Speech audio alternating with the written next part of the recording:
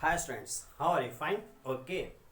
Myself JP Giri from Saran ITG Mathematics welcomes you all in the world of mathematics. जैसा कि thumbnail से ज्ञात हो गया है कि हम लोग इस वीडियो के माध्यम से 10th स्टैंडर्ड के सबसे इंटरेस्टिंग चैप्टर ट्राइगोनोमेट्री को स्टार्ट करने जा रहे हैं। अब ट्राइगोनोमेट्री की मीनिंग क्या है, थोड़ा सा इस पर डिस्कस करें। ट्राइगोनोमेट्री जो है वो 3 डिफरेंट वर्ड से मिलकर बना, ट्राई प्लस गोनो और plus metric. Tri plus gono plus metric. Tri means triangles, gono को हम कहते हैं पार्ट्स और मेट्रिक मीन्स मेजरमेंट।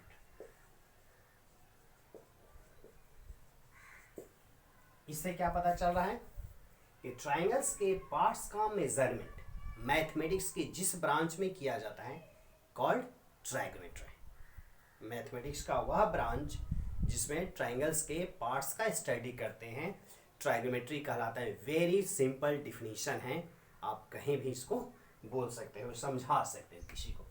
अब यहाँ हमारे सामने समस्या आ रही है कि ट्राइंगल्स में कौन सा ट्राइंगल लेंगे, क्योंकि ट्राइंगल हमारे पास इक्विलेटरल ट्राइंगल होता है, आइसोसेलेस ट्राइंगल होता है, एक स्केलेन ट्राइंगल होता है, एक्यूट एंगल ट्राइंगल होता है, राइट एंगल ट्राइंगल होता है और ऑब्ट्यूज एंगल ट्राइंगल होता है। तो यहाँ पे क्लास 10th में बेसिक ट्राइगोनोमेट्री चूंकि यहाँ सीखना है तो ट्राइंगल को एकदम रेस्ट्रिक्ट करके रखा है, और वह ट्राइंगल जो आप लोगों को पढ़ना है वहाँ पे सिर्फ और सिर्फ राइट एंगल ट्राइंगल के बारे में पढ़ना है। यानी कि हम 10th स्टैंडर्ड में इस क्लास में जो ट्राइगोनोमेट्री करेंगे वो पूरी तरीके से राइट एंगल ट्राइंगल पर बेस्ड होगा। पार्ट्स अब आते हैं, तो ट्राइंगल्स की जब पार्ट्स की बात होती है तो ट्राइंगल के 6 पार्ट्स जनरली होते हैं, 3 एंगल्स होते हैं और 3 ही हमारा साइड्स होता है। तो राइट एंगल ट्राइंगल के जो साइड्स हैं जनरली उन सबके नेम हैं। ट्राइंगल के 3 जो साइड्स हैं उन साइड्स का नेम है, एक हाइपोटेनियस है, उसके बाद परपेंडिकुलर है और उसके बाद बेस है। यहाँ पे हम लोग जो पार्ट्स हैं इसके साथ 3 एंगल्स भी हैं, तो हम अभी सिर्फ साइड पर फोकस करते हैं। तीनों साइड्स को, हाइपोटेनियस को हम एच से डिनोट करते हैं, परपेंडिकुलर को पी से डिनोट कर देंगे और बेस को बी से डिनोट करेंगे। तो राइट ट्राइंगल के तीनों साइड्स का और एंगल का जो मेजरमेंट करेंगे that is called trigonometry. Confirm हो रहा है। अब सबसे पहले हम तीनों साइड्स को मार्क करने की कोशिश करेंगे। अगर हमें हमारे सामने कोई राइट एंगल ट्राइंगल दे दिया गया तो उन साइड्स के नेमिंग हम कैसे करेंगे, किस साइड्स को हम हाइपोटेनियस कहेंगे, किसको परपेंडिकुलर कहेंगे और किसे बेस कहेंगे। एंगल तो मालूम है, 2 एक्यूट एंगल होगा और एक राइट एंगल होगा, इसलिए एंगल पर यहाँ हम लोग को ज़्यादा डिस्कस नहीं करना है, एंगल पर ज़्यादा फोकस हमें नहीं करना है, मेन फोकस हमारा होगा साइड्स पर। तो ट्राइंगल्स के जब बात कर रहे हैं, ट्राइंगल मान लीजिए कि यह एक राइट एंगल ट्राइंगल हो गया, यहाँ राइट एंगल दिया हुआ है, यह हमारा राइट एंगल, क्योंकि राइट एंगल किसी भी तरीके से दिया जा सकता है। यह नहीं कि हम 8th स्टैंडर्ड में ऐसे ही बनाते हैं तो हर बार हमें ऐसे राइट एंगल मिलेगा, ऐसा कोई कंडीशन नहीं है, कोई शर्त ऐसा नहीं है कि इसी तरीके से हर बार हमें राइट एंगल मिलेगा। राइट एंगल इसको मूव करा सकते हैं, किसी तरीके से मूव होकर आ सकता है। तो जो राइट एंगल दिया हुआ है, इस राइट एंगल में तीनों साइड्स का नेमिंग हम कैसे करेंगे। सबसे पहला हमारा काम जो है यही है कि राइट ट्राइंगल के तीनों साइड्स को हम बता सकें कि कौन इसमें परपेंडिकुलर है, कौन हाइपोटेनस है, कौन बेस है। तो आते हैं और स्टार्ट करते हैं इसका नेमिंग करना। तो sides opposite to right angle, ध्यान रखना है, sides, side opposite to right angle. Right angle जहां भी होगा उसके अपोजिट साइड को हम हाइपोटेनियस कहते हैं।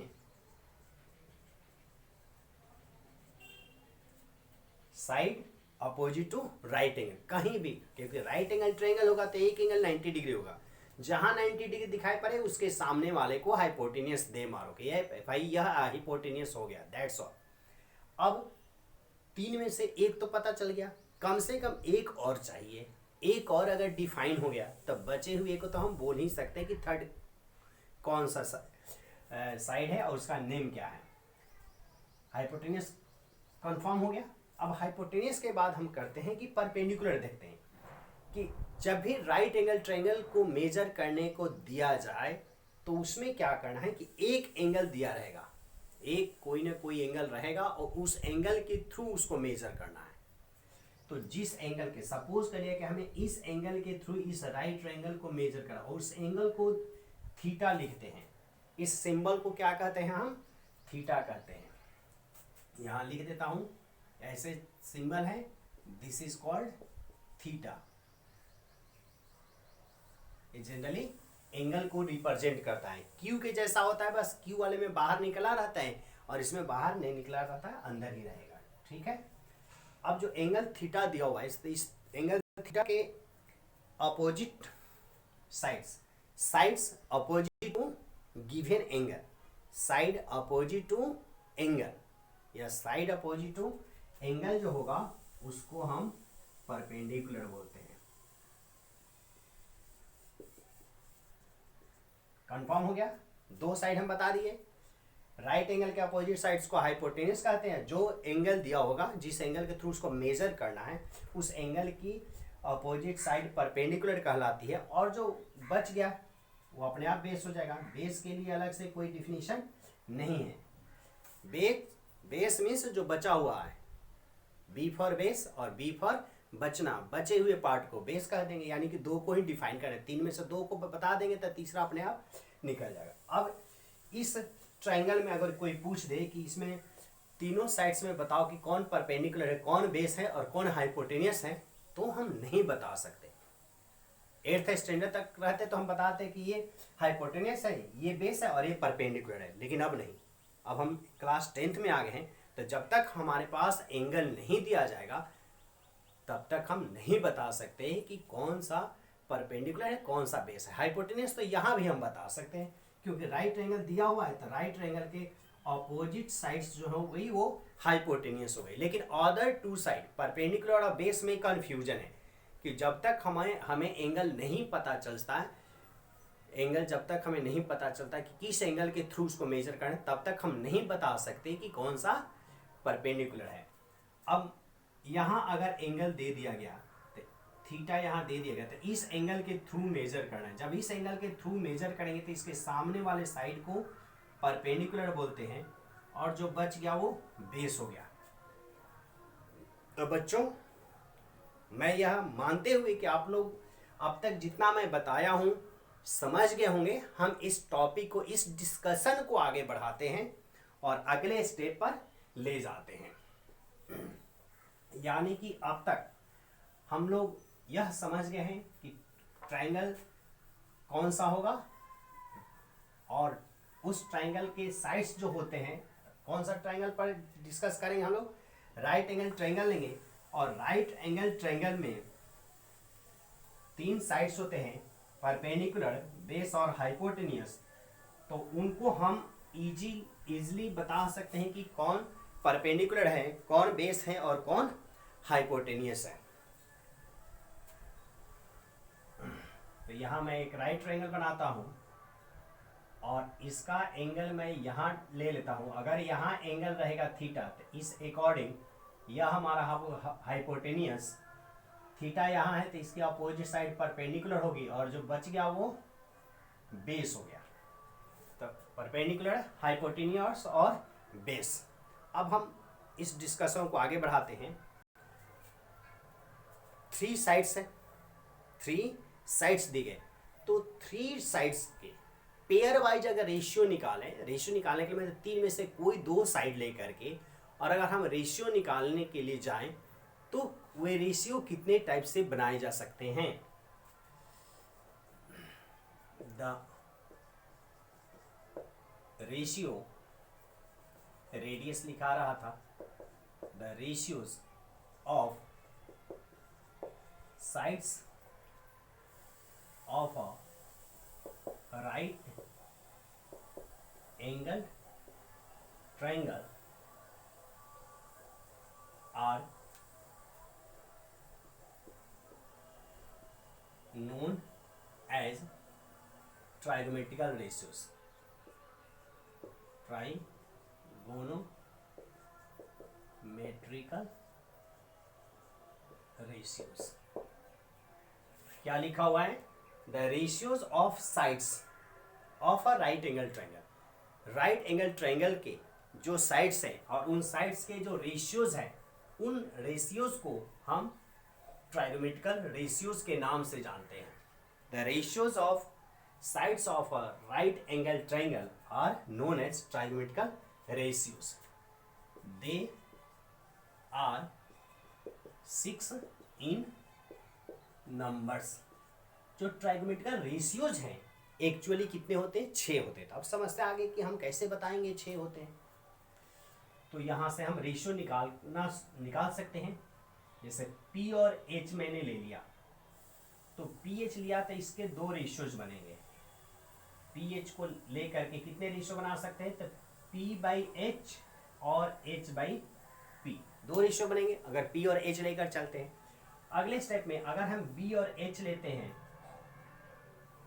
तो इससे भी 2 रेशियोज बनेंगे. एक तो B/H होगा और एक H/B होगा. अगर P और B लेकर हम चलते हैं तो यहाँ भी 2 रेशियोज होगा, P/B और B/P. तो इस तरीके से हमने देखा कि राइट एंगल ट्रायंगल के जो 3 साइड्स हैं उन तीनों साइड्स के पेयर वाइज ले करके और रेशियोज बनाएंगे तो टोटल रेशियोज कितने होंगे? 6 होंगे. तो लिखेंगे दे आर 6 इन नंबर. तो ये रेशियो जो होंगे कितने हो गए? 6 हो गए. These are. अब ये जो रेशियोज है इन रेशियोज को दीज आर, ये कौन कौन से रेशियोज है? ईच रेशियोज के पार्टिकुलर नेम है. क्या है?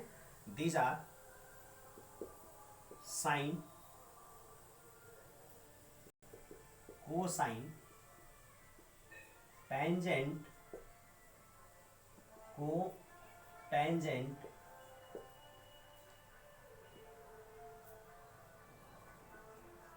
Secant and cosecant.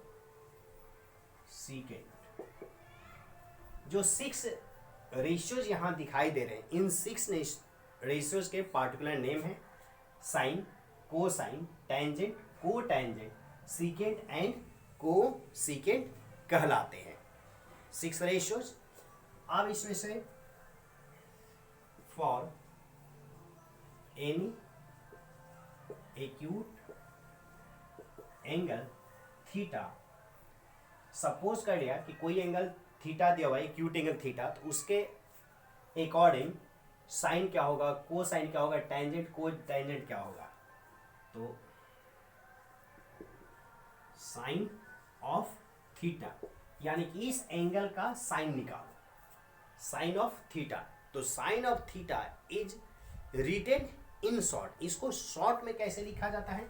तो साइन में से 4 लेटर में से सिर्फ 3 लेटर लिया जाता है, ऑफ हटाकर थीटा वहां लगा देता है. Sine theta. Sine of theta is written as sine theta in short. Short में उसको कैसे लिखा जाता है? साइन थीटा लिखा जाता है. अब साइन थीटा किस रेशियो को कहते हैं? तो इसमें से P/H को, that is perpendicular divided by hypotenuse. Perpendicular upon hypotenuse जो रेशियो है उसका नाम क्या लिख दिया गया? Sine theta. उसके बाद हो गया हमारा cosine of theta. Cosine of theta short में क्या लिखेंगे? यहां से 3 लेटर लेंगे, क्या बन जाएगा यहाँ? Cos theta. कॉस थीटा का वैल्यू हो जाएगा बेस अपॉन हाइपोटेनियस. कंफर्म हो गया. उसके बाद टेंजेंट ऑफ थीटा. थीटा का टेंजेंट शॉर्ट में टेन थीटा. शॉर्ट में लिखने आ गया आप लोगों को. सिर्फ 3 लेटर लेना है इसमें से, सब में से 3 लेटर लेंगे. टेन थीटा और टेन थीटा हो गया परपेंडिकुलर अपॉन बेस। उसके बाद को टेंजेंट ऑफ थीटा को शॉर्ट में क्या लिखा जाएगा, कॉट थीटा लिखा जाएगा। ये ऐसे यू शेप में बन रहा है, ऐसे ऐसे आ जा रहा है, आप लोग ध्यान रखिए। Sine cos tan cot, cot क्या हो गया, बेस अपॉन परपेंडिकुलर। उसके बाद सीकेंट ऑफ थीटा, तो थीटा का सीकेंट निकालना है, शॉर्ट में क्या लिखेंगे इसको, सेक थीटा। और सेक थीटा हो गया, ये 1 2 3 4 यहाँ पांचों पर आ गए, हाइपोटेनियस अपॉन बेस हो गया। एंड एट लास्ट को सीकेंट ऑफ थीटा। तो को सीकेंट ऑफ थीटा, को सीकेंट ऑफ थीटा को अगर हम शॉर्ट करेंगे 3 लेटर जैसे कि ऊपर वाले पैटर्न, उसी पैटर्न को फॉलो करते हुए अगर यहाँ 3 लेटर लेकर आएंगे तो यहाँ हो जाएगा हमारा कॉस। एक कॉस यहाँ है सेकेंड नंबर पर और एक कॉस हो गया छठे नंबर पर। तब कैसे पकड़ पाएंगे कि कौन सा कॉस कहाँ रहेगा, इसलिए यहाँ पे 2 लेटर और हम बढ़ा देते हैं।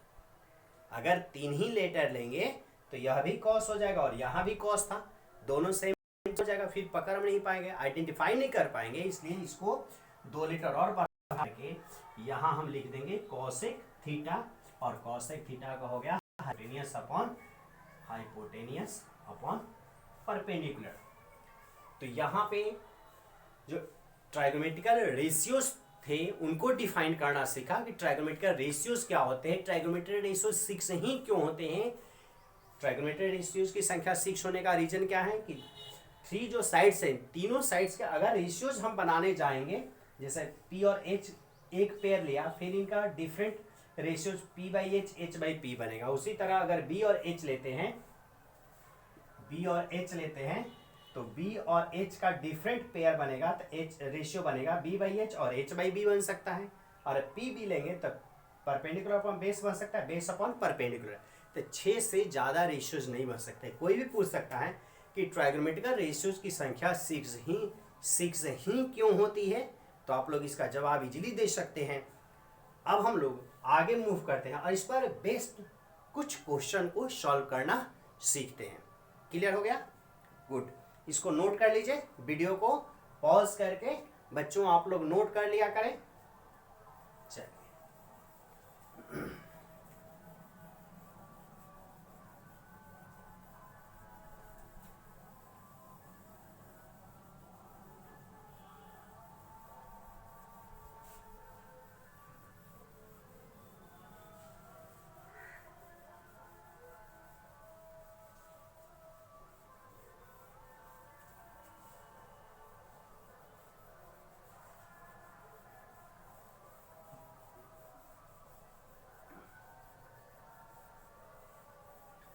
अब हमारे पास 6 जो ट्राइगोमेट्रिकल रेशियोज हैं, एक बार उसको हम साइड में नोट कर लेते हैं। Sine theta perpendicular upon hypotenuse, cos theta का हो गया base upon hypotenuse, tan theta का हो जाता है perpendicular upon base, cot theta का होता है बेस अपॉन परपेंडिकुलर,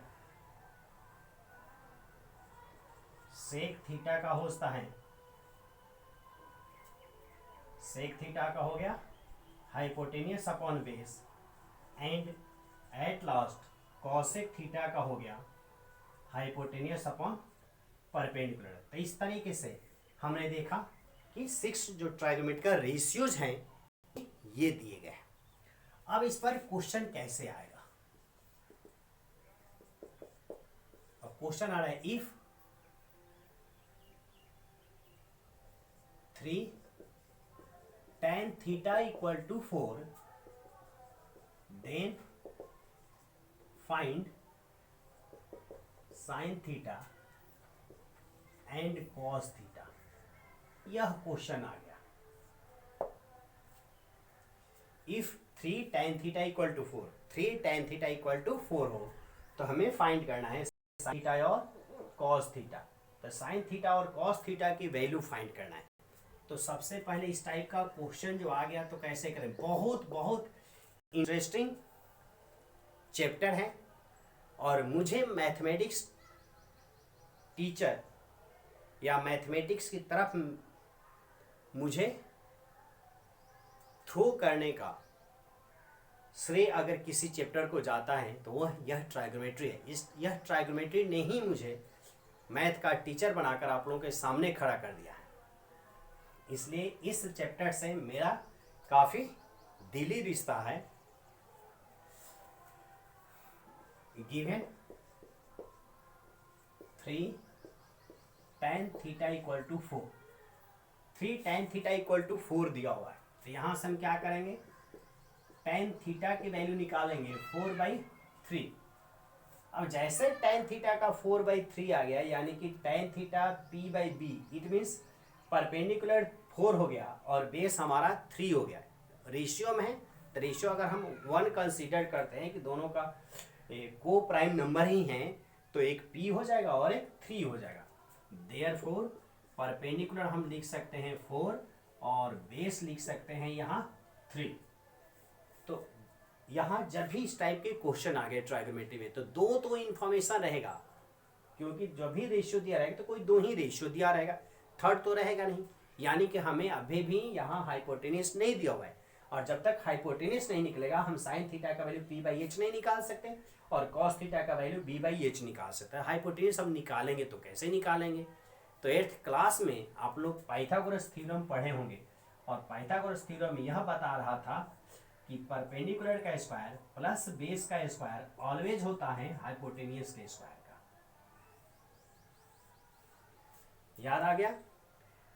तो जब भी इस टाइप का क्वेश्चन आ गया तो हमारा पहला काम है कि तीनों साइड्स को फाइंड कर लेना। दो तो ऑलरेडी दिया होगा, तीसरा फाइंड करने के लिए हम पाइथागोरस थ्योरम का यूज करेंगे, इस रिलेशन का यूज करेंगे, और उस रिलेशन के थ्रू हम थर्ड साइड फाइंड करें। जैसे ही थर्ड साइड निकल जाएगा अदर वैल्यूज हम निकाल लेंगे। यहाँ लिखेंगे बाई यूजिंग परपेंडिकुलर का स्क्वायर बेस का स्क्वायर इक्वल टू हाइपोटेन्यूस का स्क्वायर। अब हम परपेंडिकुलर की वैल्यू डाल देंगे, 4 का स्क्वायर हो जाएगा, यहाँ बेस 3 है तो 3 का स्क्वायर हो गया और हाइपोटेन्यूस का स्क्वायर होगा। 16 + 9 इक्वल टू हाइपोटेन्यूस का स्क्वायर। 16 कितना होगा 25, स्क्वायर इधर भेजेंगे तो √25 हो जाएगा, इट मीन्स हाइपोटेन्यूस। तो हाइपोटेन्यूस की वैल्यू हमारे पास आ गया, therefore hypotenuse h equal to 5 आ गया। हाइपोटेन्यूस निकाल लिए यहाँ। अब जब हाइपोटेन्यूस निकल गया तो उसके बाद जो भी निकालना है, जिसकी भी वैल्यू जिसमें से फाइंड करना है, एकदम चुटकी बजाते ही निकालेंगे। किसका किसका निकालना था? साइन का और कॉस का। देयरफॉर साइन थीटा का परपेंडिकुलर अपॉन हाइपोटेन्यूस, परपेंडिकुलर की वैल्यू 4, हाइपोटेन्यूस की वैल्यू 5 हो गया आंसर। कंफर्म हो गया? अब क्या निकालना था? कॉस थीटा, तो यहीं पे डाल देंगे। कॉस थीटा का होता है base upon hypotenuse, base upon hypotenuse है, बेस यहाँ कितना था? 3 था, तो बेस 3 हो गया और हाइपोटेन्यूस 5। तो इस तरीके से हम लोग काफ़ी सिंपल वे में, काफ़ी इजी तरीके से इस टाइप के क्वेश्चन हम सॉल्व कर सकते। इस पर बहुत सारे क्वेश्चन आपको RS अग्रवाल, RD शर्मा के क्वेश्चन रेफरेंस बुक में बहुत सारे क्वेश्चन मिलेंगे। मेरे पास अभी NCERT की बुक है, उसमें से कुछ क्वेश्चन देखते हैं।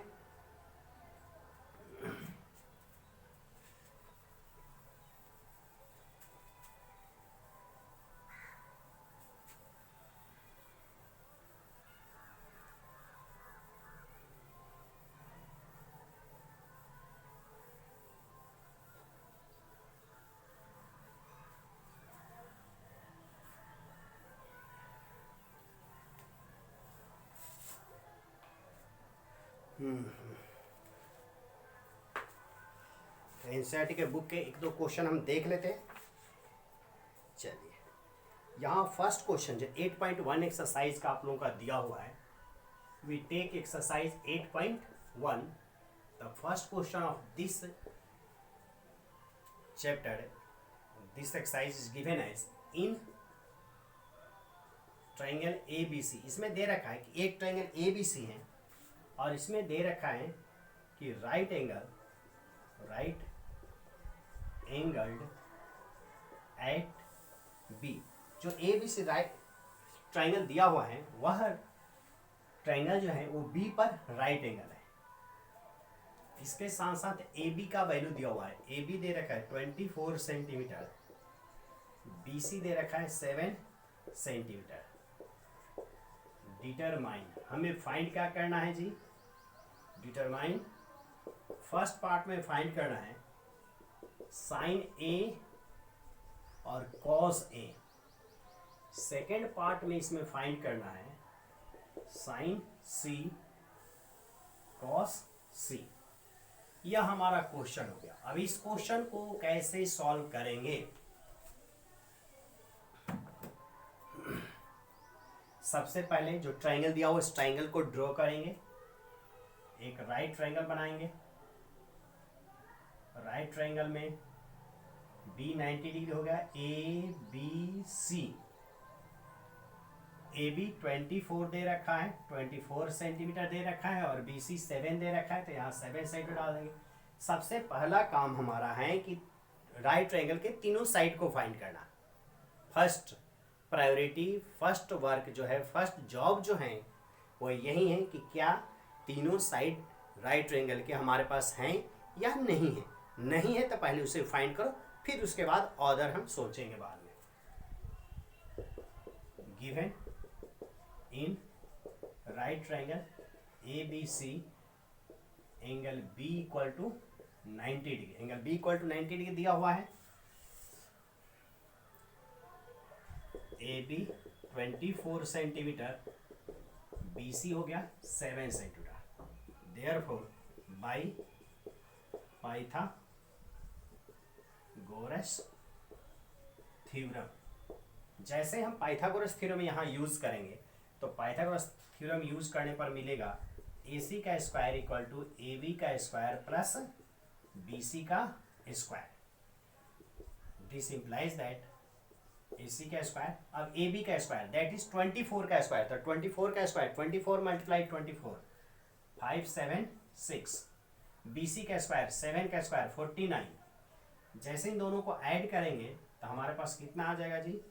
ए सी इक्वल टू 625 होगा। स्क्वायर इधर से हटा कर इधर भेज देंगे और इस तरह से 25 सेंटीमीटर आ गया ए सी का वैल्यू। तो ए सी यहाँ हम डाल देंगे 25। ए सी निकाल लिए, यहाँ लिख दिया। अब हमारे पास देख रहे हैं कि इस triangle that is right angle triangle जो गिवन है ए बी सी, उसके तीनों साइड्स हमारे पास हैं। जब तीनों साइड्स हमारे पास आ गए तो क्या करेंगे हम? अब हमें जो निकालना है फर्स्ट पार्ट उसको लेकर चलते हैं। अब यहाँ साइन ए, यहाँ एंगल थीटा नहीं दिया हुआ है। बेसिक जब था उस समय थीटा समझा दिया था। ट्रायंगल अगर दिया रहेगा तो ट्रायंगल अगर पी क्यू आर है तो एंगल उसी में से पी क्यू या आर में से कोई एक रहेगा। ए बी सी रहेगा तो ए बी सी में से कोई एक रहेगा। तो यहाँ साइन ए निकालना है, यानी कि इस एंगल के थ्रू हमें मेजर करना है। समझ में आ गया? साइन ए यानी कि थीटा यहाँ सपोज करेंगे, ए एंगल के थ्रू इसको मेजर करें। तो ए एंगल के थ्रू हमें क्या डालना है? परपेंडिकुलर डालना है और बेस डालना है, हाइपोटेनियस। साइन का क्या होता है? परपेंडिकुलर और हाइपोटेनियस। तो ए एंगल के थ्रू परपेंडिकुलर हो जाएगा हमारा बी सी, और हाइपोटेनियस तो ऑलवेज ए सी है। तो बी सी का वैल्यू 7 और ए सी का 25। साइन ए एंगल से ए एंगल के थ्रू मेजर कर लिया। अब इसी में का दूसरा था कॉस ए फाइंड करना है, यानी कि ए एंगल के थ्रू ही कॉस की वैल्यू। तो कॉस का बेस अपॉन हाइपोटेन्यूस चाहिए, तब पता करेंगे कि इस एंगल के थ्रू बेस कौन है। तो जब एंगल ए के थ्रू परपेंडिकुलर यहाँ है तो बेस क्या हो जाएगा हमारा? बेस ए बी हो जाएगा। बेस हमारा ए बी हो जाएगा। तो ये हो गया हमारा ए बी, क्योंकि यह हाइपोटेनियस है, ये परपेंडिकुलर है और ये हाइपोटेनियस पर फिक्स है। हाइपोटेनियस 25 फिक्स है, वो चेंज नहीं होगा। चेंज कौन सा होगा? ये बेस और परपेंडिकुलर आपस में चेंज होते हैं। अगर एंगल यहाँ है तो ये परपेंडिकुलर, यह बेस।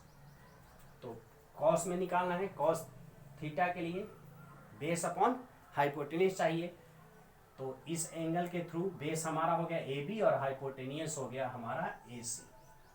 तो ए बी का वैल्यू डाल देंगे 24 और ए सी का डाल देंगे 25, और इस तरह से इसका फर्स्ट पार्ट हमारा कंप्लीट हो गया। समझ में आ गया? गुड। अब इसकी सेकेंड पार्ट की तरफ हम मूव करते हैं। जैसे हम सेकेंड पार्ट की तरफ मूव करेंगे तो सेकेंड पार्ट में निकालना है साइन सी।